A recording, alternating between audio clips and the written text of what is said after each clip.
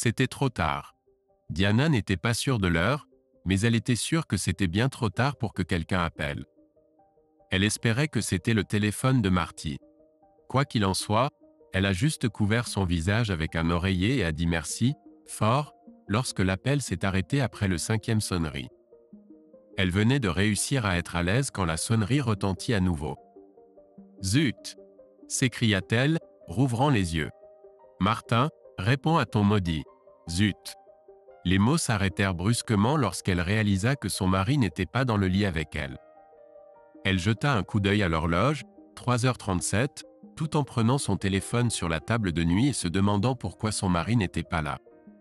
Il était là quand ils sont allés se coucher il y a quelques heures. « Oui. Allô? Allô ?» Elle marmonna quelque chose dans le téléphone. « Est-ce Diana Adams? »« Oui, oui, c'est vrai. »« Qui est à l'appareil? Êtes-vous la femme de Martin Adams? »« Oui, bon sang, oui. »« Qui est à l'appareil? »« Madame Adams, c'est le service d'urgence du centre médical de Northampton. Votre mari a été amené il y a environ 1 heure, et nous avions vos coordonnées depuis l'incident de l'année dernière. Il a eu un accident de voiture. Pourriez-vous venir tout de suite? Mon Dieu, ça va? Je n'ai pas le droit de discuter de son état au téléphone, madame. Veuillez venir. Oui, bien sûr. J'arrive dès que je peux. Elle monta en courant à l'étage où sa fille dormait. Dallas, prénommée d'après la ville où elle a été conçue, fréquentait une université locale mais vivait à la maison pour économiser de l'argent. Elle aimait vivre dans les dortoirs sa première année, mais en grandissant, elle a réalisé que vivre près du campus ne serait pas propice à ses études. Dallas, réveille-toi. Rien. Dali, réveille-toi. Cette fois, en la poussant légèrement sur l'épaule. Toujours rien. Dallas, réveille-toi. Dallas se redressa dans son lit et essaya de forcer ses yeux embués à se concentrer. La lumière était allumée dans la pièce. Dallas, ton père a eu un accident. Il est à l'urgence. Tu dois te préparer. Nous devons y aller. Elle se leva du lit et tira sa chemise de nuit par-dessus sa tête, sans penser au fait qu'à l'âge de 20 ans, elle se tenait nue devant sa mère. Pour sa part, Diana ne remarqua même pas, étant trop occupée à choisir des vêtements pour Dallas. Enfin habillées, les 2 femmes se rendirent à l'hôpital aussi rapidement que possible. Dallas bombardait sa mère de questions sur ce qui s'était passé, mais Diana n'avait pas plus d'informations. Il semblait s'écouler une éternité avant d'arriver, mais cela ne faisait que 10 minutes compte tenu du peu de circulation. Ils ont été conduits dans la chambre de Martin au service des urgences et ont été choqués par son état. Il était couvert de bandages et clairement inconscient. On leur a remis des formulaires à remplir. Votre chagrin ne vous dispense pas des formalités administratives. Dallas a déplacé sa chaise pour être plus près de son père. Ils sont restés là pendant environ 1 heure avant qu'un homme et une femme en uniforme de police n'entrent. Bonsoir, madame. Je suis l'officier Gail Stanton, et voici mon partenaire, Robert Hanson. Nous avons été les premiers à arriver sur les lieux. Des nouvelles de son état? Personne ne nous a rien dit, officier, a répondu Diana. Oh, voici ma fille, Dallas. Nous devons vous poser quelques questions. Je sais que ce n'est pas le bon moment, mais il vaut mieux le faire dès que possible. Certainement. Savez-vous ce que votre mari faisait dans la rue à une telle heure? Il était à la maison et nous sommes allés nous coucher vers 22 heures. Je ne savais même pas qu'il était parti jusqu'à ce que l'hôpital appelle. Madame, a dit l'officier Stanton, Dallas, pouvez-vous confirmer cela? En fait, oui. Nous avons regardé un film à la télé qui s'est terminé à 22 heures et ensuite nous sommes tous allés nous coucher. J'ai vu papa entrer dans la chambre avec maman. Quel film? Quelque chose avec Keanu Reeves. Un genre de film d'action. Papa l'a choisi. C'était son tour. Avez-vous eu des problèmes particuliers? Peut-être financiers ou conjugaux? Rien que tous les couples mariés n'ont pas rencontré. Pas de problème particulier? Non. Je ne comprends juste pas pourquoi il est sorti sans que je le sache. Les personnes dans l'autre voiture ont-elles été blessées? C'est là le point, Madame Adams. C'était un accident de voiture seul et selon 2 témoins, la voiture de votre mari roulait normalement et puis, tout à coup, Elle a accéléré droit dans le grand chêne qui se trouve à l'angle des routes 121 et 288. Il n'y avait pas de traces de freinage et personne ne se souvient d'avoir vu des feux de freinage. Diana et Dallas ont regardé les officiers quand il est devenu clair ce qu'ils suggéraient. Vous sous-entendez que mon mari a fait cela délibérément? Qu'il a essayé de se suicider? Nous devons inspecter la voiture pour d'éventuels problèmes mécaniques et bien sûr nous devrons parler à votre mari quand il reprendra connaissance. Mais c'est certainement l'une des possibilités que nous envisageons, oui. Êtes-vous sûr qu'il n'y avait pas de problème qui méritait d'être discuté? Officier, j'aime énormément mon mari et nous avons un merveilleux mariage. Non, il n'y a pas de problème auquel je pourrais penser. Je suis sûr que c'était juste parce qu'il a perdu le contrôle ou s'est assoupi. Il était déjà très tard.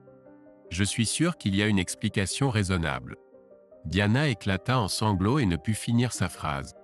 L'officier Stanton a posé une de ses cartes sur la table, leur demandant d'appeler s'il se souvenait de quelque chose d'autre, puis a quitté l'hôpital. Dallas a fermé la porte de la chambre de Martin. « Tu ne leur as pas dit ?»« Non, Dallas, je ne l'ai pas fait, » a répondu sa mère une fois que les larmes se sont calmées. « Ce n'est pas leurs affaires et ça n'a rien à voir avec ça.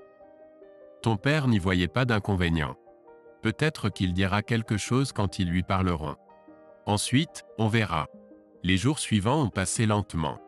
Martin est resté inconscient et a été hospitalisé, pendant que Diana et Dallas passaient autant de temps là-bas qu'ils le pouvaient. Ils étaient souvent là ensemble et s'assuraient qu'ils ne soient jamais laissés seuls. Heureusement, Diana connaissait le patron de Martin et l'a appelé pour lui dire ce qui s'était passé et qu'il manquerait le travail. Elle évitait soigneusement de dire quoi que ce soit qui pourrait faire penser à une tentative de suicide. L'accident s'est produit samedi soir, et Martin a fini par montrer des signes de réveil mercredi matin. À midi, ses yeux étaient ouverts, bien qu'il ne puisse que regarder autour de lui. Diana était là et a remarqué ses yeux, puis s'est approchée du lit pour le rassurer que tout irait bien. Quelques secondes plus tard, une infirmière est entrée précipitamment dans la chambre. Quelque chose sur les moniteurs l'avertissait que le patient s'était réveillé. Diana est retournée à sa place pour laisser l'infirmière faire son travail. Bientôt, plus de médecins sont entrés dans la chambre pour vérifier l'état de Martin. Diana a saisi l'occasion pour sortir et appeler Dallas pour lui dire que son père s'était réveillé. Dallas n'a pas répondu, alors elle a laissé un message vocal. Bientôt, la plupart du matériel médical a été retiré. Le bras gauche de Martin était cassé, mais il était droitier, et cela ne devrait pas trop le gêner. Sa gorge lui faisait mal à cause du tube, alors on lui a donné un tableau blanc pour qu'il puisse communiquer. L'infirmière a lu le message et lui a demandé s'il en était sûr. Martin a hoché la tête. L'infirmière est rapidement sortie dans le couloir pendant que les tests se poursuivaient. « Madame Adams, je dois vous informer que votre mari a demandé que vous ne soyez pas autorisée à revenir dans sa chambre, et ma fille non plus. » « Comment ça? C'est mon mari. J'ai le droit d'être là avec lui. Je suis désolé, Madame Adams, mais les souhaits du patient passent en premier. Laissez-moi juste lui parler. Nous allons arranger les choses. » Diana a essayé de passer devant l'infirmière mais n'a pas pu s'approcher, alors elle a fini par crier. « Martin, Martin, s'il te plaît, parle-moi. Que se passe-t-il? Martin, Martin. Madame Adams, s'il vous plaît, arrêtez de crier. Vous dérangez nos autres patients.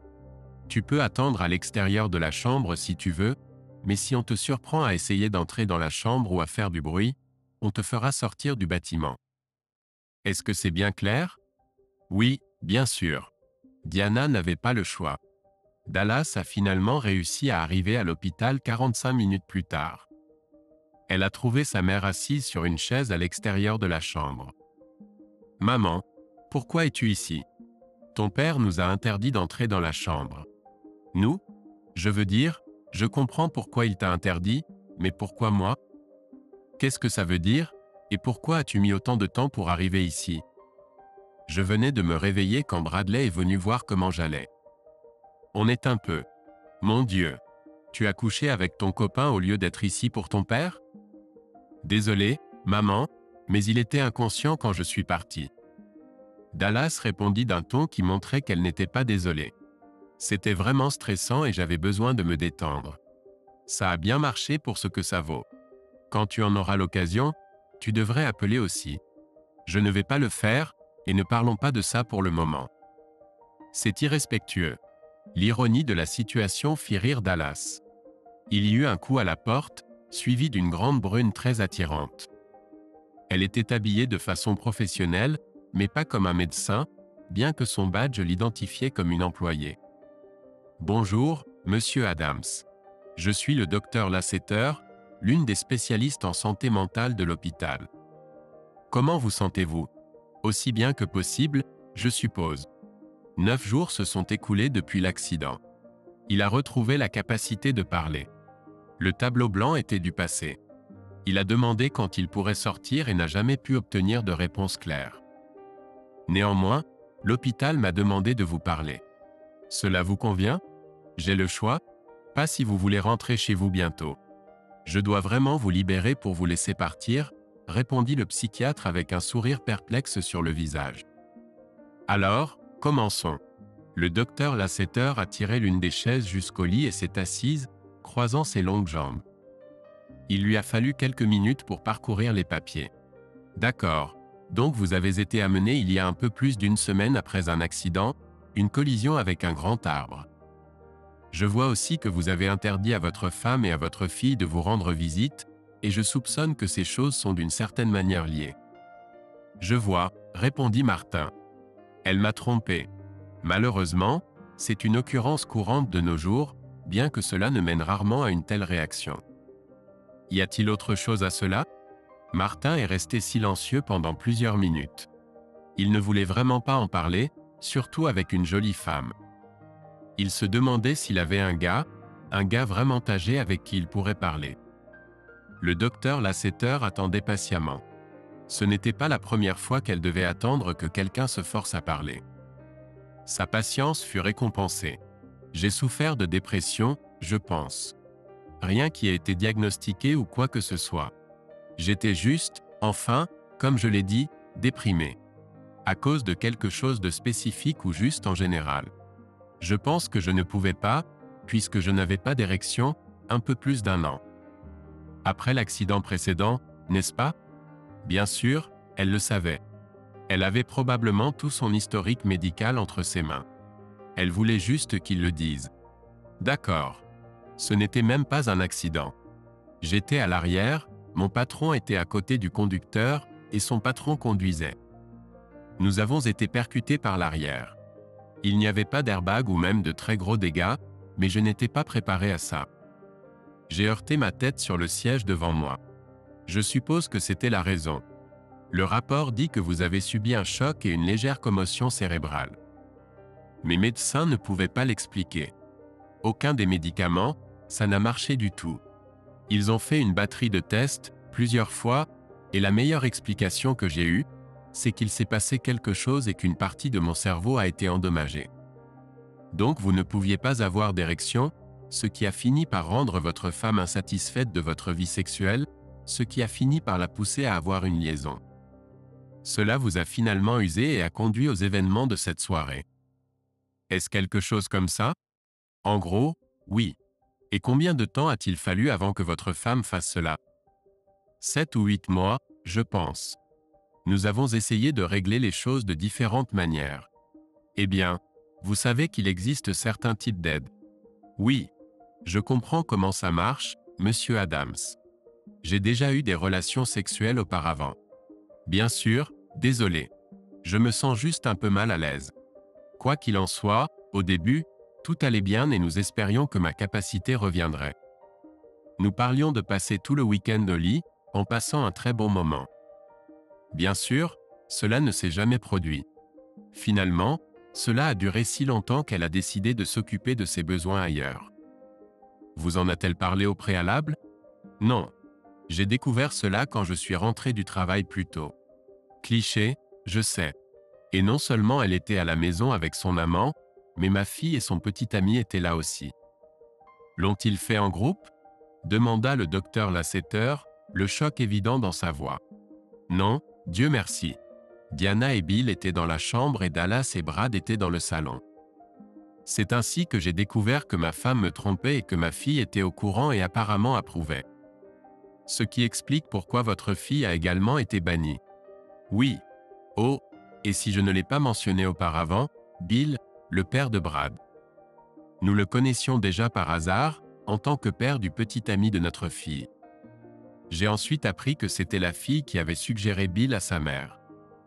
C'est un autre coup dur. Les as-tu affrontés? Eh bien, pas vraiment. Peut-être que si Dallas n'avait pas été là, j'aurais croisé Diana, mais j'avais déjà vu assez de l'anatomie de ma fille. Ensuite, je suis parti. Comment s'est passée l'explication alors? Pas comme je m'y attendais. Elle était désolée que je le sache, mais elle a clairement fait comprendre que si je ne pouvais pas m'occuper d'elle, elle déléguerait cela à quelqu'un d'autre. Et elle préférait un partenaire à plein temps, comme elle l'a dit, plutôt que de passer tout son temps à en trouver un nouveau. Bill était célibataire et avait des besoins similaires, donc c'était son choix. Tes actions? Que pouvais-je faire? Elle avait raison de dire que je ne pouvais pas avoir de relations sexuelles. Ce n'était pas de sa faute si je ne pouvais pas, donc elle a fait ce qu'elle devait faire. Et si, hypothétiquement, elle t'avait demandé ton avis au préalable? Tu sais, j'y ai beaucoup réfléchi et une partie de moi voulait dire que j'accepterais parce que je l'aimais et je voulais qu'elle soit heureuse. Mais je ne pense pas que j'aurais été heureux avec ça. Nous avons fait des vœux, nous avons fait des promesses, et l'une d'elles était dans la maladie et dans la santé. Je ne ferai pas ça à elle, donc je ne pourrais pas supporter qu'elle me fasse ça. Évidemment, elle a continué à le voir. Évidemment. Et maintenant que je le savais, elle était moins réservée à ce sujet. Je ne sais pas si elle a commencé à le faire plus souvent, car je ne sais pas à quelle fréquence il le faisait avant, mais là où avant c'était limité aux jours où j'étais au travail, cela incluait maintenant des sorties au magasin le week-end et une partie de ce temps était clairement passée avec Bill. Ça a dû être difficile. Difficile? Ça ne commence même pas à décrire la situation.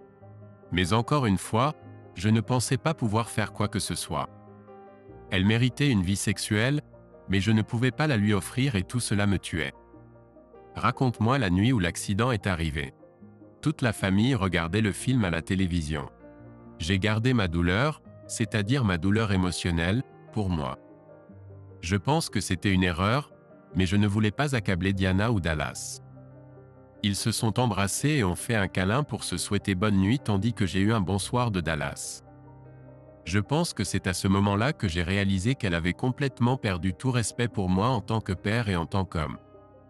Je ne pouvais guère lui en vouloir, puisque je ne me respectais pas non plus.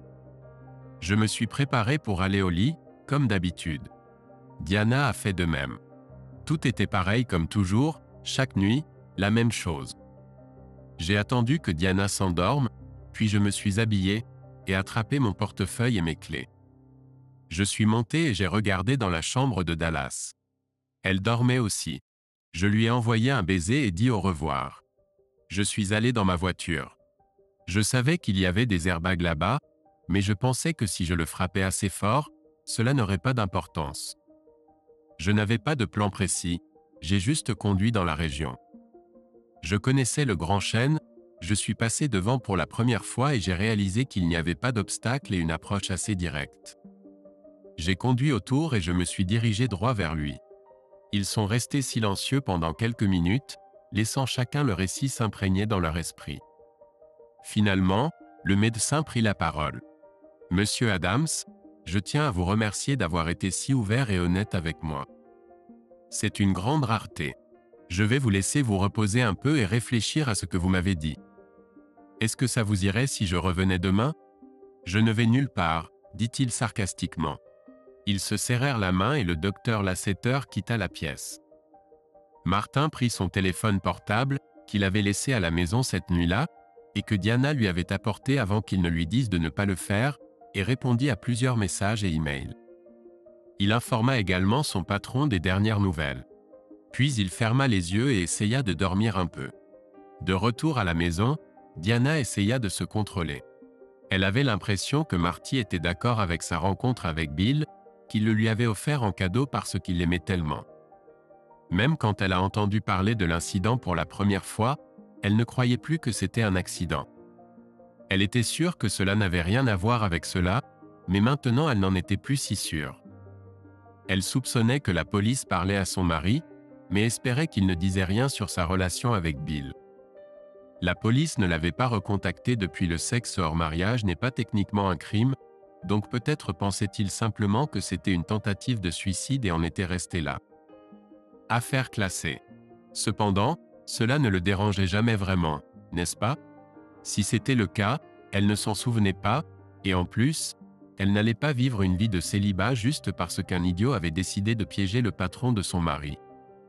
Ce n'était pas ce pourquoi elle avait signé, et elle n'était sûrement pas d'accord avec ça maintenant. Une fois que Marty serait rentrée à la maison, elle essaierait d'être plus attentive à ses sentiments, plus réservée dans sa relation avec Bill. Mais elle n'avait aucune intention d'abandonner. Le lendemain matin, comme promis, le docteur Lassiter est arrivé.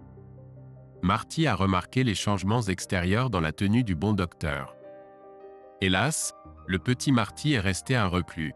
« Comment vous sentez-vous ce matin, monsieur Adams ?»« Pas grand-chose n'a changé depuis hier, docteur. Prêt à rentrer à la maison, mais je pense que c'est à vous de décider. » « Eh bien, en partie, mais vous êtes retenu pendant 72 heures. » Conformément à la loi de l'État, le décompte de ce temps commence avec notre conversation d'hier, donc au moins 2 jours de plus. Ça va, docteur. Au moins, la nourriture ici n'est pas si mauvaise. Ils ont ri ensemble. Un classique, remarqua le docteur Lassiter. Je suis content de voir que vous plaisantez.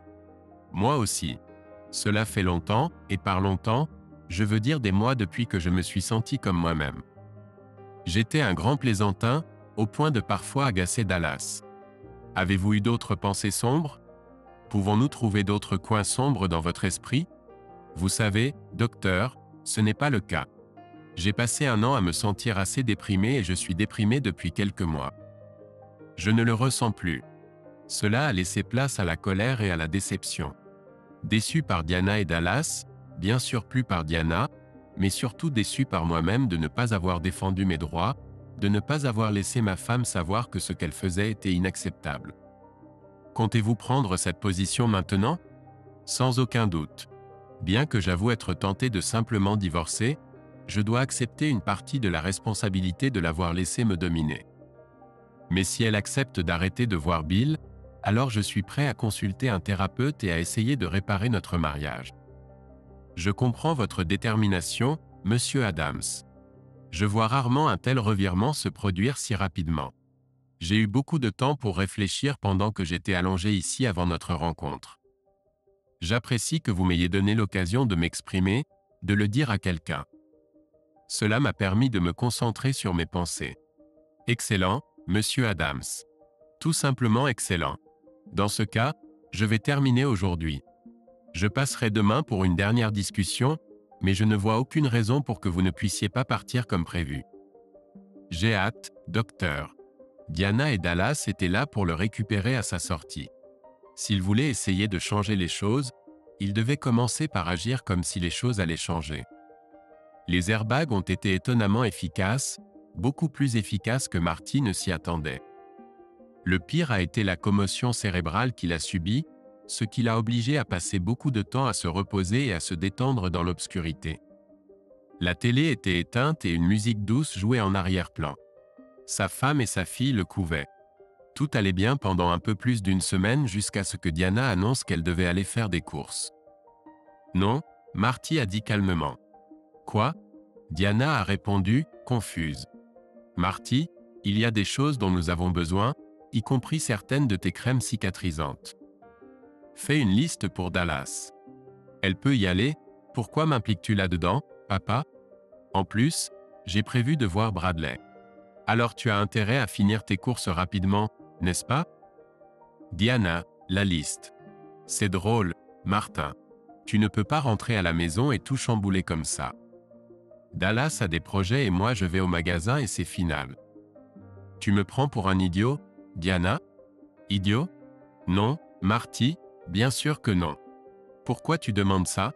Tu crois que je ne comprends pas que ces virées shopping sont une excuse pour voir Bill? Je n'ai jamais oublié de rentrer avec des provisions, Martin. Jamais. Oui, et c'est une excellente couverture, mais tu es parti trop longtemps et en plus, je le vois en toi. Dans tes yeux quand tu ne me regardes pas. Dans tes vêtements quand ils ne sont pas tout à fait corrects. Dans ton maquillage, c'est toujours un peu différent. Au moins tu as passé du temps avec Bill et ça ne se reproduira plus. Le choc dans les yeux de Diana était évident et Dallas a soudainement éprouvé un peu plus de respect pour son père.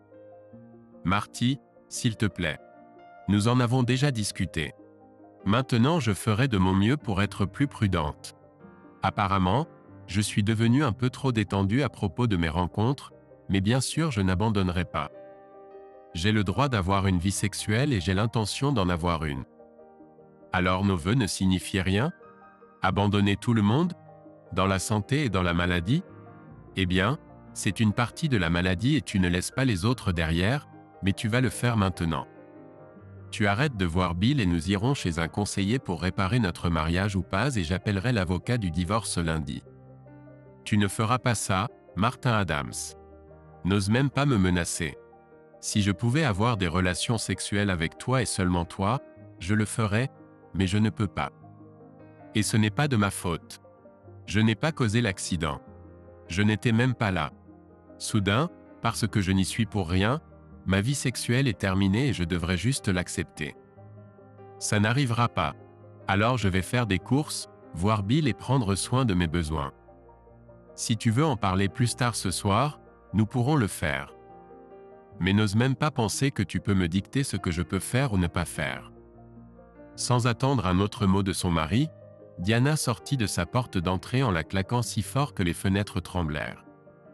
Le silence était assourdissant. Le père et la fille se regardèrent, puis Marty alla dans sa chambre. Pour la première fois de sa vie, Dallas Adams s'inquiétait pour l'avenir de sa famille, pour le mariage de ses parents. Papa n'avait jamais vraiment affronté maman, mais rien d'aussi sérieux ne s'était jamais produit entre eux. Mais décidant que c'était entre eux et qu'elle ne pouvait rien faire, elle se remit en ordre et alla rencontrer Bradley. Une partie de Diana espérait que Marty ne se remettrait jamais car elle n'était pas sûre de pouvoir renoncer à Bill. Bill était agressif. Bill était fort. Il ne pensait pas que ce qu'il faisait lui convenait. Il le faisait juste. Marty était toujours si doux, si attentionné, si. Marty. Il commençait déjà à faire sombre dehors quand Dallas rentra chez elle. Elle trouva son père en train de se reposer dans sa chambre.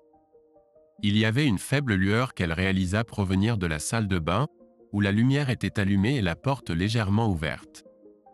Elle comprit que son père voulait un peu de lumière, mais aucune des lampes de la pièce ne brûlait aussi faiblement. « Papa !» Il se tenait dos à elle et ne se retourna pas, mais répondit « Dallas. » « Je suis désolé. » Cela attira son attention, alors il s'assit soigneusement dans son lit et se retourna pour voir sa fille pleurer silencieusement dans l'embrasure de la porte. « De quoi parles-tu » Il avait arrêté de lui donner tous les petits surnoms qu'il utilisait auparavant après avoir découvert qu'elle avait aidé sa mère à trouver un amant, et il hésitait à le faire maintenant, même si elle était en larmes. Il ne pouvait s'empêcher de penser que tout cela était un piège. Dallas s'approcha jusqu'à être au pied du lit. « Je suis désolé pour ce que j'ai fait. J'essayais juste d'aider ma mère, tu sais. Elle était tellement bouleversée par ce que tu avais vécu et que tu ne pouvais pas. » Leurs regards se croisèrent un instant. « Eh bien, tu sais ce que tu ne pouvais pas, et le père de Bradley vivait la même chose depuis que Madame Coyle est décédée. » Bradley dit que son père parle toujours de combien elle lui manque, surtout à proximité. J'ai pensé qu'il pourrait, tu sais, prendre soin l'un de l'autre. Je suis désolé, mais je n'ai jamais pensé à comment cela t'affecterait. Est-ce que tu as fait cette nuit-là? Marty fut surpris par cette soudaine confession de sa fille. Cela aurait pu être une ruse, mais il devait prendre sa confession pour argent comptant. S'il était trompé, offensé, trompé à nouveau, alors soit. Surtout, je pense. J'étais très déprimé juste parce que je ne pouvais pas. Enfin, tu sais ce que je ne pouvais pas faire. Père et fille se sont de nouveau regardés, échangeant cette fois un bref sourire. Mais c'est fini maintenant, Dali. Je ne vais pas refaire ça. J'espère que non. J'ai besoin de toi. Tu vas divorcer de ta mère? Je n'ai pas encore pris de décision finale, ma chérie, mais je ne vois pas d'autre issue à moins qu'elle arrête de voir Bill. Mais garde ça pour toi. Elle doit changer parce qu'elle le veut, pas parce qu'elle y est obligée. D'accord, papa, je vais monter à l'étage. Oh, j'ai rompu avec Bradley ce soir. Marty essaya de ne pas laisser transparaître son sourire. Il n'avait jamais particulièrement apprécié le garçon, mais cela le surprit car elle semblait avoir le béguin pour lui ou être amoureuse. Pourquoi ? Demanda Marty, intéressé par ce revirement de situation. Parce que, commença Dallas, puis fit une pause pour réfléchir. Parce que mon père m'a dit une fois qu'il n'était pas assez bien pour moi. Et j'ai enfin réalisé qu'il avait raison. J'ai enfin réalisé que mon père avait raison sur beaucoup de choses. Un sourire apparut sur les lèvres de Marty lorsqu'il réalisa que sa petite fille avait beaucoup grandi aujourd'hui. Dallas s'approcha de son père, l'embrassa, et réalisa que c'était le premier câlin qu'ils partageaient depuis très longtemps. Ils se détachèrent enfin, se sourirent, puis Marty regarda Dallas quitter silencieusement la pièce et monter à l'étage. Avant que Marty n'entende la porte de la chambre de sa fille se refermer, il entendit Diana gazouiller en verrouillant sa voiture. Les bons sentiments qui venaient de le remplir de joie disparurent instantanément. Il se rallongea et ferma les yeux. Quelques instants plus tard, Diana entra dans la chambre. Elle avait pris une douche chez Bill, et Marty suggéra qu'il valait mieux qu'elle revienne fraîchement lavée, plutôt que de sentir le sexe. « Pourrais-tu m'aider avec les courses, s'il te plaît ? Y a-t-il vraiment des produits là-bas » plaisanta Marty en s'asseyant. « Oui, Marty. Je t'ai dit que j'allais faire les courses et je l'ai fait. » Marty sortit les sacs de la voiture et les déposa sur le comptoir. Il remarqua qu'il n'y avait ni aliments réfrigérés ni surgelés. Il trouva également un reçu et l'horodatage montrait qu'elle avait quitté l'épicerie il y a presque 2 heures. « D'abord, je suis allé faire les courses, puis je suis allé voir Bill, en fin de compte. » Même si Marty savait que cela arriverait, les preuves devant lui le blessèrent. Après avoir rangé ses affaires, Marty se dirigea vers la chambre sans dire un mot de plus. Il se demanda s'il devait même aborder ce sujet à nouveau. Cela n'avait vraiment aucun sens. Diana a clairement indiqué ce qu'elle avait l'intention de faire, donc la prochaine étape était sa réponse. Quelque chose devait changer. « Voulais-tu parler un peu plus ?» demanda sa femme d'un ton qui laissait entendre que cela ne servirait à rien. « Non, Diana. Tu as clairement exprimé ta position. » L'expression et le ton de Diana se sont adoucis. Elle aimait son mari et ne voulait pas le perdre. Il était son meilleur ami et la personne avec qui elle aimait le plus passer du temps.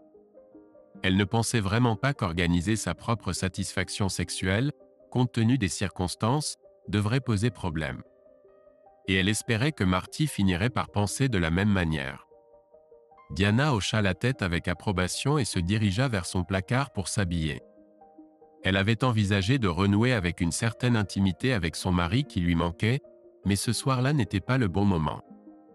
Lorsqu'elle se changea pour aller au lit, Marty était déjà endormi, ou du moins il était doué pour faire semblant. Le divorce ne s'est pas déroulé sans heurts. Diana était furieuse lorsque les papiers ont été déposés. Marty a eu la gentillesse de les envoyer à la maison et a tenu à être avec Dallas après avoir emménagé dans la chambre d'amis qui se trouvait à l'étage à côté de la chambre de Dallas. Diana a lutté obstinément contre le divorce. Elle a engagé un avocat très agressif et a tout fait pour l'empêcher. Ils ont même essayé de le déclarer mentalement inapte, invoquant une tentative de suicide. Marty, anticipant qu'elle pourrait essayer quelque chose de similaire et parce qu'il pensait que ce serait une bonne idée, a entamé une thérapie la même semaine où les papiers ont été déposés.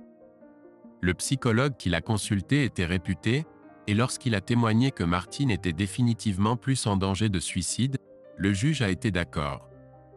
La bataille aurait pu durer beaucoup plus longtemps, mais juste au moment où Diana semblait sur le point de prendre l'avantage, Dallas est intervenu.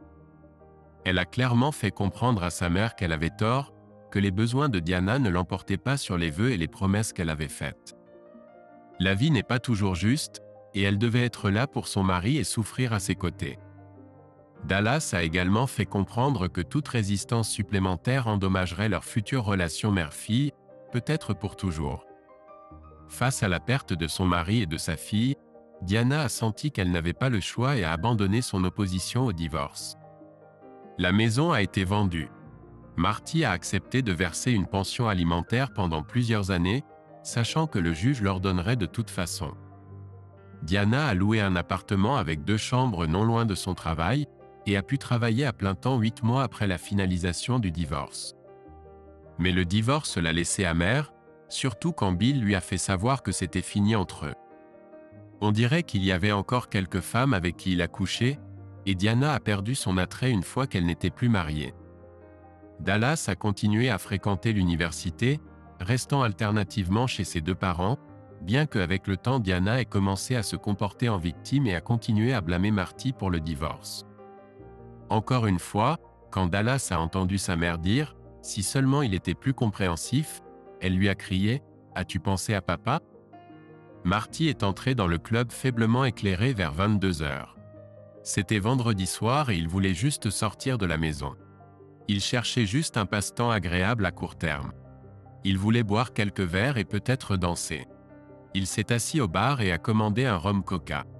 En sirotant sa boisson, il a regardé autour de la foule et a remarqué une femme au bout du bar qui lui semblait familière, mais il n'arrivait pas à mettre le doigt dessus. Un verre presque vide de vin était devant elle. Ses cheveux étaient brun foncé et longs, et sa robe couvrait à peine sa poitrine. Marty l'a regardé attentivement et s'est souvenu. Un léger sourire est apparu sur ses lèvres alors qu'il prenait sa boisson et se dirigeait vers la femme. Elle l'a regardé au moment où il s'approchait d'elle. « Docteur Lasseter ?» Elle l'a regardé dans les yeux et a étudié son visage pendant un moment, mais n'a pas immédiatement montré de reconnaissance, et Marty a pensé qu'il s'était peut-être trompé. « Je laisse le docteur Lasseter à l'hôpital. Ici dans le monde réel, je suis Vicky, mais je crains que vous ne me mettiez dans une position désavantageuse. Cela fait un certain temps, et je suis sûr que vous communiquez avec beaucoup plus de patients que je ne le fais avec d'excellents psychologues. Je suis bien meilleur pour les noms que pour les visages. Testez-moi. Martin Adams. » Vicky a considéré le nom pendant 1 minute, et Marty a attendu patiemment qu'elle admette sa défaite. Il l'a observée attentivement, et si on lui avait demandé plus tard, il aurait juré qu'il avait réellement vu comment une ampoule s'était allumée dans son cerveau.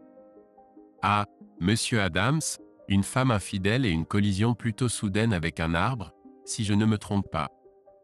Vous ne vous trompez pas, et je suis étonné. Nous n'avons parlé que 2 fois il y a plus d'1 an, bon sang, il y a presque 2 ans. C'est de la chance. Vous ne voulez pas vous joindre à moi? Marty s'est assis, faisant signe au barman de remplir à nouveau leur verre. Merci. Je suis ravi.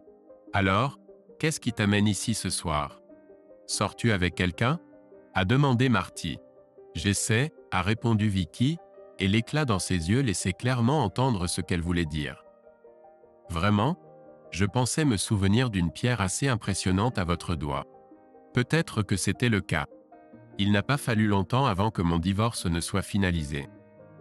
Je portais mes bagues en essayant de convaincre mon ex-mari, qu'il n'avait vraiment rien en commun avec une caissière de 20 ans, si ce n'est l'envie d'inviter une de ses amies à les rejoindre dans leur lit.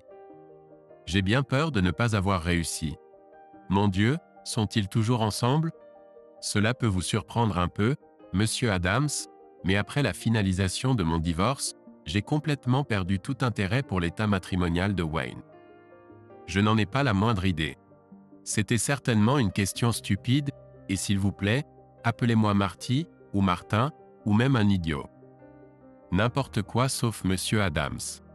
Comment votre femme vous appelait-elle? Marty. Eh bien, Martin, pourriez-vous m'accompagner sur la piste de danse? Je vais travailler. Martin demanda au barman de garder leur verre en sécurité derrière le bar, puis prit Vicky par la main et l'entraîna sur la piste de danse. C'était une danse rapide, et ils trouvèrent rapidement leur rythme. Cette chanson fut suivie d'une autre rapide, puis une chanson plus lente commença. Ils restèrent sur la piste tout le temps, se blottissant ensemble sur la musique lente. Vicky enlaça Martin par le cou tandis que ses mains étaient pressées contre son dos. Étant un homme, Martin remarqua immédiatement l'absence de soutien-gorge. Ils se regardèrent dans les yeux un moment avant que Vicky ne pose sa tête sur son épaule. Ils ne lâchèrent toujours pas leur étreinte lorsque la deuxième chanson commença. Martin était perdu dans les sensations de cette belle femme douce qui sentait incroyablement bon. Lorsque la chanson prit fin, Vicky profita de la légère baisse du volume de la musique pour dire quelques mots. « Martin, je suis déjà fatiguée de danser, mais je me sens aussi très seule, si tu vois ce que je veux dire, chuchota-t-elle à son oreille.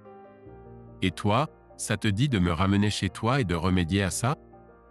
Martin prit sa main et retourna au bar, paya l'addition et informa le barman qu'il n'avait plus besoin de boisson. Il n'avait pas l'air surpris. Elle était arrivée au club en Uber, alors ils montèrent dans sa voiture et Martin conduisit jusqu'à l'appartement qu'il avait acheté. « Vicky, peut-être que je pose cette question un peu tard, mais combien as-tu bu ? C'était mon premier verre de vin au bar quand tu es venu me voir. » « Quelle est la question ? Parce que je ne profite pas des femmes ivres. » « Ne t'en fais pas, Martin. » Ils entrèrent dans son garage souterrain et prirent l'ascenseur jusqu'à son étage. Vicky s'accrocha à lui tout ce temps et ils réussirent à s'embrasser passionnément à plusieurs reprises. Dès que la porte s'est fermée, Vicky a attrapé l'ourlet de sa robe et l'a tiré par-dessus sa tête. « Oh mon Dieu, Vicky, tu es magnifique. » « Merci, Martin. Mais, tu ne vas pas juste regarder ? » « Oh, certainement pas juste regarder. Alors montre-moi ta chambre. » Martin lui prit la main et l'emmena dans le couloir. Heureusement, Dallas rendait visite à sa mère ce week-end-là. « J'espère que tu as des préservatifs. » Martin en avait quelques-uns dans son tiroir de chevet et les sortit, les plaçant sur la table de nuit. Ils reprirent enfin leurs esprits après plus d'une heure de sexe continu et intense. Martin était allongé sur le dos. Vicky était allongée sur son côté gauche et se blottissait contre lui. Ils n'étaient pas tout à fait endormis, mais ils étaient détendus dans cet étrange entre-deux entre le sommeil et l'éveil. Martin sentit plutôt qu'il ne vit Vicky relever la tête. « Martin, je viens de me rappeler qu'il y avait une certaine dysfonction érectile dans cette histoire. Alors, je me demandais si tu t'en souviendrais. » « Merveilleux. Évidemment, ce n'est plus un problème. Que s'est-il passé ? Quelques mois après l'incident du chêne, j'ai commencé à ressentir, comment dire, une sensation de picotement. C'est ce que j'imagine ressentirait un membre paralysé qui commence à récupérer. Cela a duré plusieurs semaines. Étais-tu toujours marié ? Qu'as-tu dit à ta femme ? Officiellement toujours marié, oui, mais nous vivions séparément depuis plusieurs semaines. Et non, je ne lui ai rien dit. Ce n'était pas son affaire. Au cours des mois suivants, j'ai commencé à avoir des érections matinales de plus en plus souvent, et même parfois en journée. Après 8 ou 9 mois, tout était à peu près revenu à la normale. Qu'ont dit les médecins ? Ils n'avaient pas de réponse, du moins pas sérieuse. Ils ont fait toutes sortes de tests et de scans et les ont comparés à ceux que j'avais quand ça ne fonctionnait pas, mais ils n'ont rien trouvé. Ils l'ont finalement attribué à une bizarrerie du cerveau. Ils pensent que le choc avec l'arbre a résolu le problème. Ils ne savent tout simplement pas. Peut-être que c'était l'arbre, ou peut-être que c'était un cerveau qui s'était complètement guéri. Il n'y a aucun moyen de le savoir. Eh bien, alors je suis chanceux. Je suppose que c'est bon si je reste pour la nuit. Eh bien, est-ce qu'on va encore faire l'amour le matin et prendre le petit déjeuner ensemble ? Ils se sont installés pour dormir, mais Martin avait une dernière question. « Vicky, penses-tu être prête pour une relation sérieuse ?» Il y eut un long silence, et Martin craignait d'avoir fait une erreur et de l'avoir effrayée.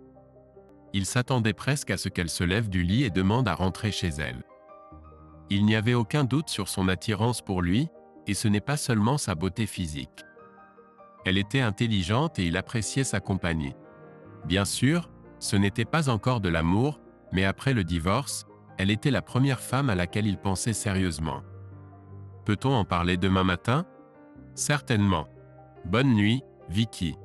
Bonne nuit, Martin. Vicky s'est réveillée avant Martin. Il avait l'air paisible, alors elle le laissa dormir. Elle prit sa douche et alla ensuite à la cuisine pour voir ce qu'elle pourrait préparer pour le petit déjeuner. La question de Martin avant d'aller se coucher l'a prise par surprise. Ce n'était pas qu'elle n'était pas attirée par lui, mais elle était vraiment concentrée sur le fait de passer un bon moment. Elle se disait depuis des mois qu'elle n'avait pas besoin d'un homme dans sa vie, et à un certain niveau, c'était vrai. Elle avait un bon travail et de super amis, donc elle n'avait pas besoin d'un homme, mais si elle était complètement honnête avec elle-même, elle le voulait vraiment. Mais que dira un gars décent après qu'elle lui ait dit la vérité? Martin fut réveillé par l'odeur de quelque chose qui cuisinait. Il se dirigea vers la cuisine pour découvrir que Vicky avait utilisé sa chemise de la veille et trouvé le tablier qu'il gardait dans son placard. « J'allais t'inviter à prendre le petit déjeuner. C'est trop tard maintenant. Tu pourras m'inviter à déjeuner. Va vite, prends une douche et le petit déjeuner sera prêt. » 10 minutes plus tard, Martin rejoignit Vicky dans la cuisine alors qu'elle dressait les assiettes sur la table. Il y avait une omelette, quelques saucisses et une tranche de pain beurré. Je ne savais pas que j'avais des saucisses. Elles étaient dans le congélateur. J'espère que c'est comestible. Martin prit une bouchée et dit que c'était délicieux. Le petit déjeuner lui-même se déroula relativement calmement, Martin prenant en charge le nettoyage de la cuisine puisque Vicky lui avait fait la courtoisie de préparer la nourriture. Ils discutèrent de tout et de rien jusqu'à ce que tout soit terminé, et une fois que tout fut mis dans le lave-vaisselle, il se tourna vers Vicky. « Es-tu prête à parler ? » ? « En grande partie. Écoute, Vicky, je ne veux pas te mettre dans une situation difficile ou interférer dans tes affaires. Si tu n'es pas intéressée par autre chose que du sexe, alors c'est comme ça. Tu ne me dois rien. Je sais. J'ai juste besoin de te dire quelque chose et on peut le faire dans la chambre ? Je serai plus à l'aise là-bas. » Ils se tenaient la main et se dirigèrent vers la chambre pour s'asseoir sur le lit en se faisant face. Vicky serra fortement les mains de Martin. « Martin, je sais que nous nous sommes vraiment rencontrés que la nuit dernière, du moins dans le monde réel. Je pense que tu es un super gars et je t'apprécie vraiment, mais il y a quelque chose que je dois te dire. J'ai dit que mon mari m'avait quitté pour une fille de 20 ans et c'est vrai, mais ce n'est pas toute l'histoire. La principale raison pour laquelle il m'a quitté, c'est parce que je ne peux pas avoir d'enfants. Il voulait des enfants et est parti chercher quelqu'un qui pouvait les lui donner. Il ne voulait pas adopter un enfant. Le fait de ne pas avoir ses propres enfants était pour lui une sorte d'échec et j'en étais la raison. Et non, je n'ai vraiment aucune idée de ce qu'il ressent après le divorce. J'ai plus de 40 ans. J'ai une fille adulte. Les enfants ne me dérangeraient pas, mais ce n'est pas un obstacle. Content de l'entendre. Autre chose que je veux que tu saches, enfin, du moins je veux être honnête, je n'en suis pas très fier. Après le divorce, je me sentais assez mal dans ma peau. Je vieillissais et venais de perdre mon mari au profit d'une femme presque moitié moins jeune que moi. J'ai 37 ans, si tu te demandes. Je suis intéressé, mais en aucun cas je n'allais poser la question. Ils ont tous deux légèrement ri. Je me sentais aussi, enfin, inachevé, je suppose que c'est le meilleur mot.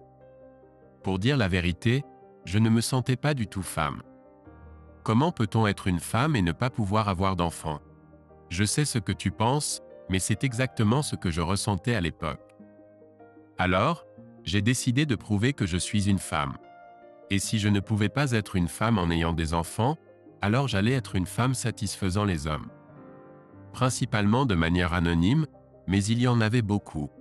Je me suis appelée Angela et je n'ai jamais refusé de rentrer chez quelqu'un quand je le voulais.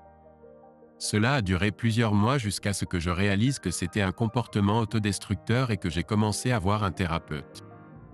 Même alors, j'ai continué, bien que moins fréquemment, jusqu'à ce que je finisse par atteindre un point dans ma vie où j'ai pu arrêter. « N'est-ce pas ce que tu faisais hier soir ?» demanda Martin avec précaution.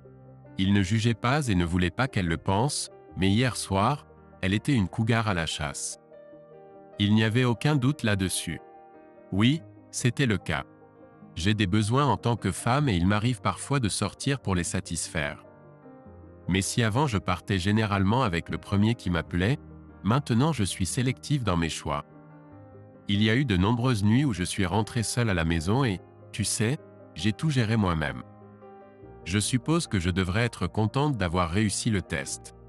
Bien sûr, Martin, j'apprécie vraiment passer du temps avec toi, et pour répondre à ta question, j'aimerais vraiment explorer davantage, mais je veux être honnête sur ce que j'ai vécu. J'ai vérifié et heureusement je n'ai rien attrapé, ce qui a été incroyablement chanceux. Je n'ai pas besoin de contraception, mais je peux obtenir une note de mon médecin si vous avez besoin de preuves. En supposant que tu sois prêt à essayer, j'aimerais que nous soyons tous les deux testés et que nous convenions d'être exclusifs. Martin est resté silencieux pendant plusieurs minutes. Vicky attendait avec impatience mais patiemment. Enfin, il était prêt à répondre. Vicky, merci pour ta franchise. Je sais que c'était très difficile. Je pense te devoir la même chose. Notre expérience n'est pas trop différente.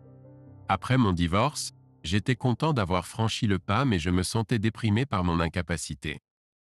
Je n'avais aucune idée de comment j'aurais pu avoir une femme et je faisais face à la perspective de vivre complètement seul.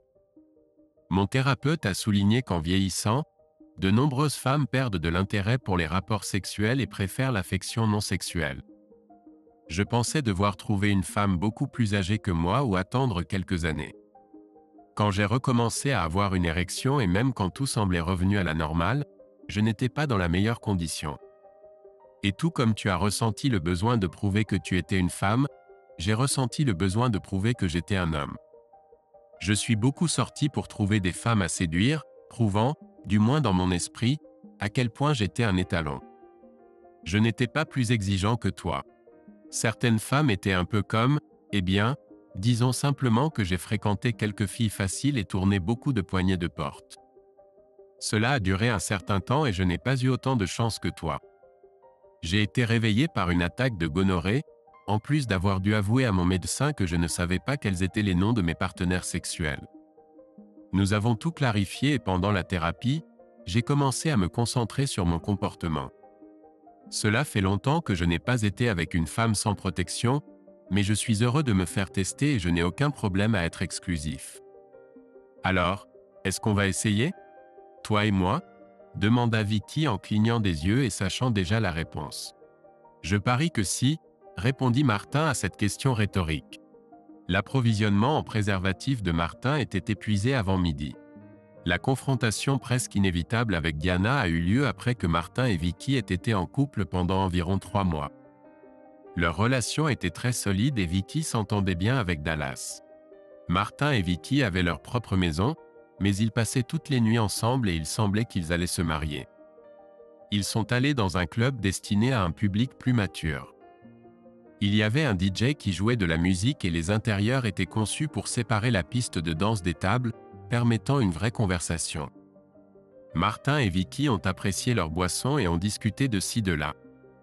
La soirée se passait bien, alors Vicky a été surprise lorsque le sourire de Martin a soudainement disparu et que ses yeux se sont détournés d'elle.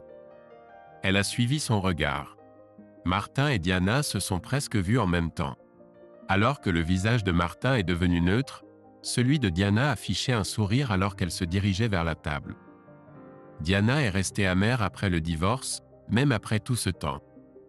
Elle croyait toujours qu'elle n'avait en fait rien fait de mal, sauf peut-être par manque de discrétion, mais satisfaire ses besoins sexuels avec un autre homme lorsque son mari n'était pas à la hauteur n'était certainement pas sur la liste des choses mal faites.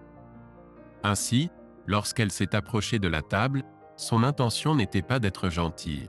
« Marty, quel plaisir de te voir », a dit Diana d'une voix qui laissait clairement entendre qu'elle était sarcastique. « Diana. Vicky, voici mon ex-femme, Diana. »« Diana, voici Vicky », a dit Martin en la présentant, bien qu'il aurait préféré ne pas le faire. « Enchanté de vous rencontrer, Diana. J'ai beaucoup entendu parler de vous. »« Eh bien, je n'ai absolument rien entendu à votre sujet, » a répondu Diana amèrement. « Nous sommes divorcés, Diana. Cela fait plus d'1 an maintenant. Ma vie ne te concerne plus.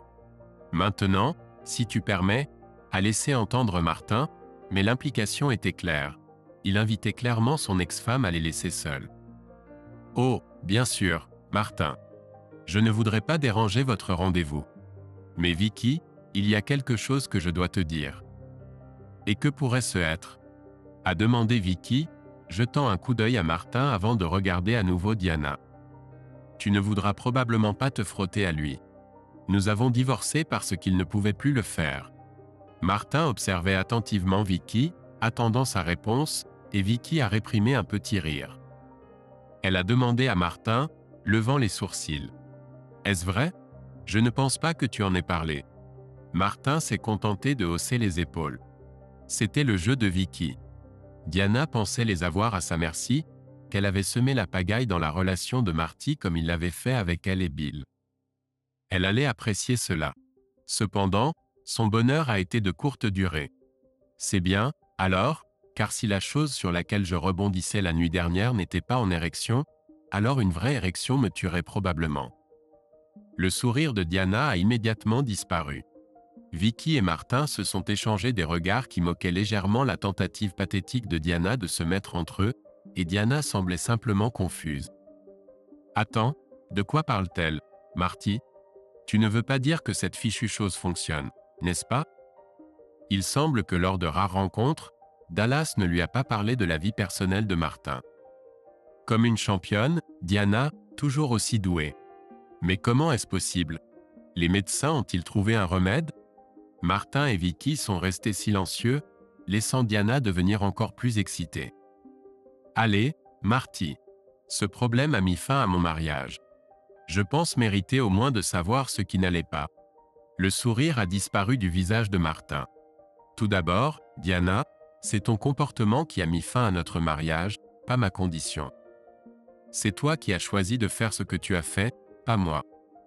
Deuxièmement, tu ne mérites rien. Nous sommes divorcés et mes affaires ne te concernent pas. Allez, Marty. Tu peux blâmer mon choix autant que tu veux, et je ne peux pas dire que tu as tort, mais je n'aurais pas agi ainsi si tout était normal. D'accord, Diana, c'est juste arrivé.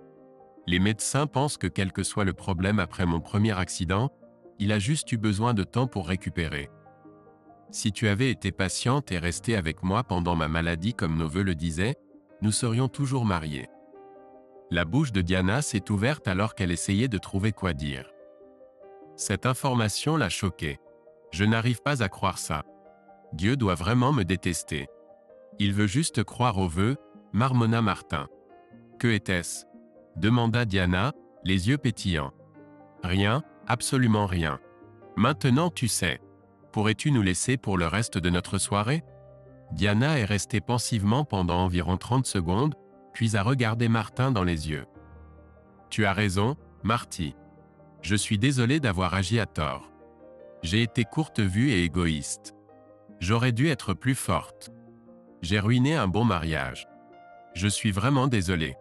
Diana s'est retournée et est partie, non seulement de leur table, mais aussi du club lui-même. Martin et Vicky l'ont regardée partir jusqu'à ce qu'elle soit hors de vue, éprouvant réellement de la compassion pour elle. Martin s'est ensuite tourné vers Vicky. « Allons danser, mon amour. » 6 mois plus tard, Martin et Vicky se sont mariés.